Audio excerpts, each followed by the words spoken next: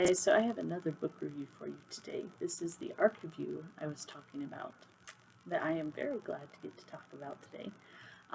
This is for Marion Blackwood's A Storm of Shadow and Pearls, which is the sequel to her first book, A Storm of Silver and Ash. So this book is not quite out yet. I was lucky enough to get an ARC copy of it, which I loved. And it comes out on May 4th, I believe. I will link in the description where you guys will be able to pick it up if you are interested. So, as with all of my reviews, I do a couple different sections. What I liked, what I thought needed work, what I thought was most unique, and then I give a psychological realism score from 1 to 5. 5 being as realistic as it comes, 1 being it doesn't look like they did any research at all. Those of you who have seen my reviews before know that I very rarely give 5s unless it is a autobiographical kind of story. So that being said, let's just start with the basic summary of the story. So I have found that for summaries, it's easier for me to just do the back cover, because that way I'm not giving any spoilers away, because I try to keep all my reviews spoiler free. So for Marion Blackwood's A Storm of Shadows and Pearls, here's what we have. After barely surviving last year's lethal power struggle, the smart-mouthed thief known as the Oncoming Storm has solidified her long-standing belief that steering well clear of other people's problems is the way to live. Even when a whole new civilization sails right into the harbor, she remains adamant. She is not getting involved in another political intrigue, but she might not have a choice. Past sins have caught up with the knife-throwing thief, and she finds herself under attack. With more enemies than she can count, the oncoming storm has no idea who is targeting her, or why. Her desperate fight for survival draws her deeper into a web of manipulation, threats, and conspiracies. Assassins, kings, and noble lords, as well as strangers from another land, all plot in the shadows. Who will outsmart who?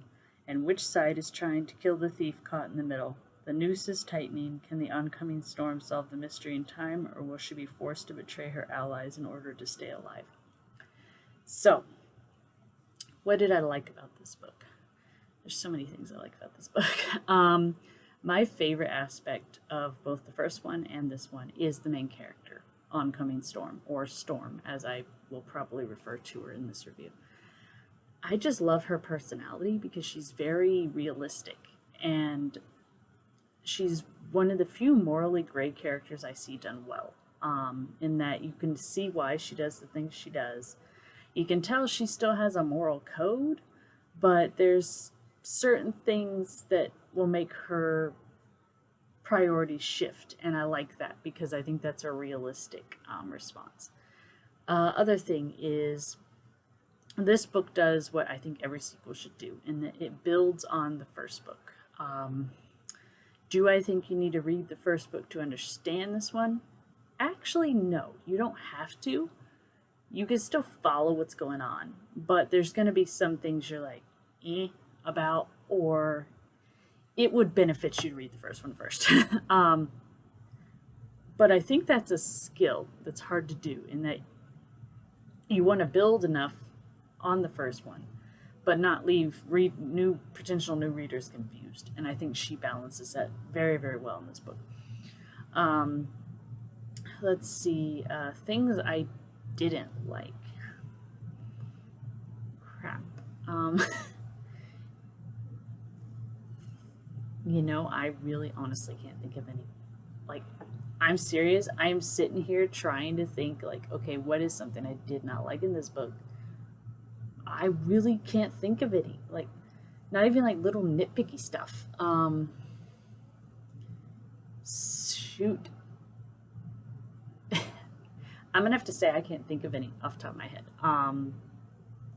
That doesn't mean that there aren't areas of the book that probably still need work, but it just means I can't think of any right now.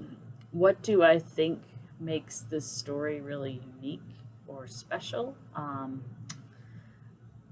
Like I said, I really love that it's building on the world.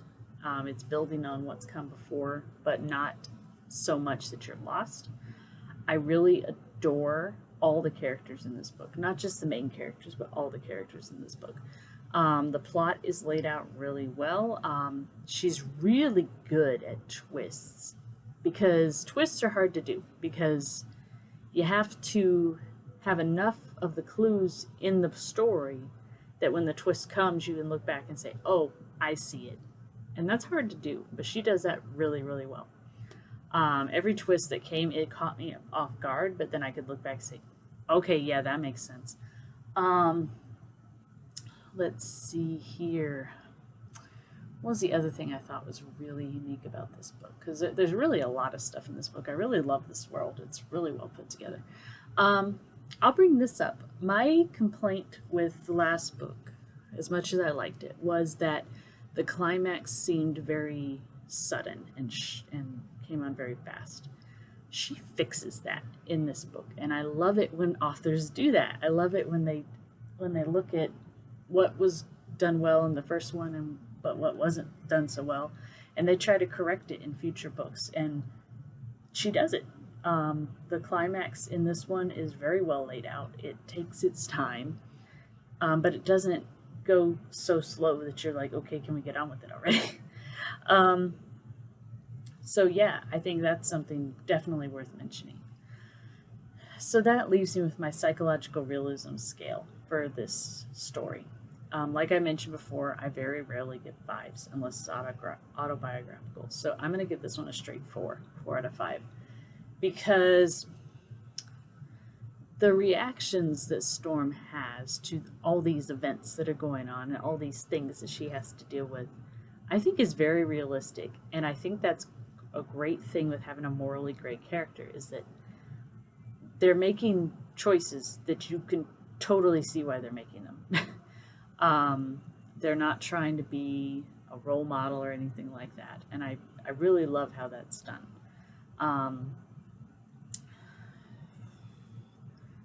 There is still mention of things that Storm has gone through in the past, and she goes through some things here, and I think she has very realistic physical and psychological responses.